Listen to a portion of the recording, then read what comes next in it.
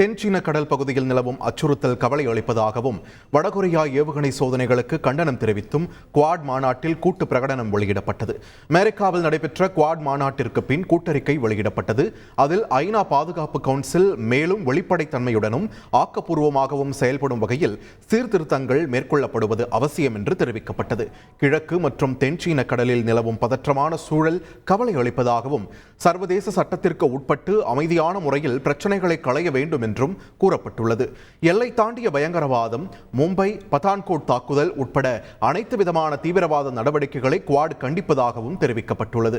யுக்ரைனில் நிலவும் போர் மிகுந்த கவலை அளிப்பதாகவும் வடகொரியாவின் ஏவுகணை சோதனைகள் மற்றும் அணு ஆயுத நடவடிக்கைகளுக்கு கண்டனம் தெரிவிப்பதாகவும் கூட்டு பிரகடனத்தில் தெரிவிக்கப்பட்டுள்ளது.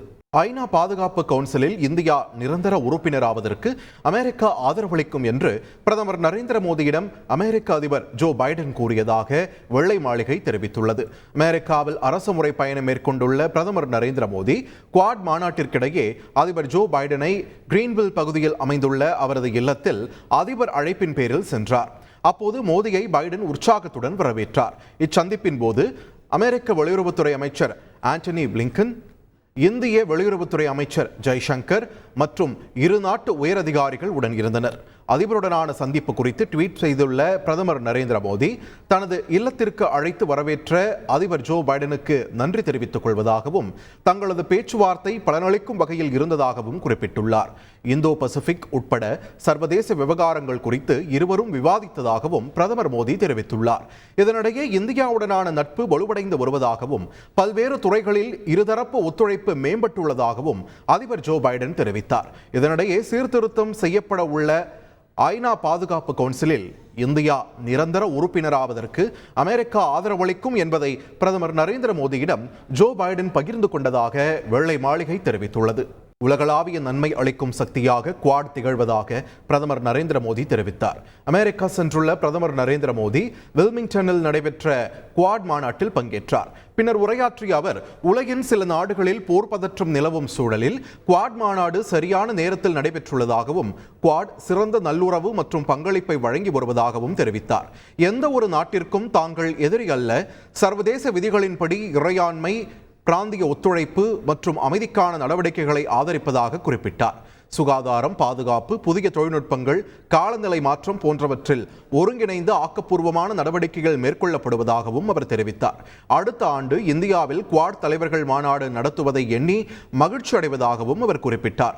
மாநாட்டின் நிறைவாக பிரதமர் மோடி, அதிபர் ஜோ பைடன் ஒருவரை ஒருவர் ஆறத் தழுவிக் கொண்டனர். குவாட் மாநாட்டிற்கிடையே ஆஸ்திரேலிய பிரதமர் ஆண்டனி ஆல்பனீஸ், ஜப்பான் பிரதமர் ஃபூமியோ கிஷிடா ஆகியோரையும் பிரதமர் நரேந்திர மோடி தனியாக சந்தித்தார்.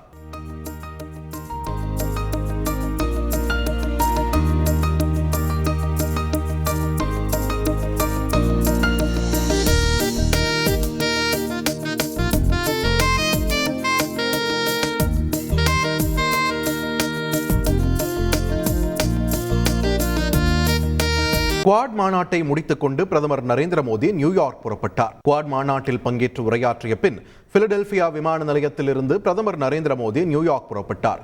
நியூயார்க்கில் உள்ள ஐநா சபையில் எதிர்காலத்திற்கான மாநாடு என்ற தலைப்பில் நடைபெறும் கூட்டத்தில் பிரதமர் நரேந்திர மோடி உரையாற்றுகிறார். இதனிடையே நியூயார்க் வருகை தரும் பிரதமர் மோடியை வரவேற்க கலை நிகழ்ச்சிகளுக்கு ஏற்பாடு செய்யப்பட்டுள்ளது. மோடி வருகையை அமெரிக்க வாழ் இந்தியர்கள் ஆவலுடன் எதிர்நோக்கியுள்ளனர்.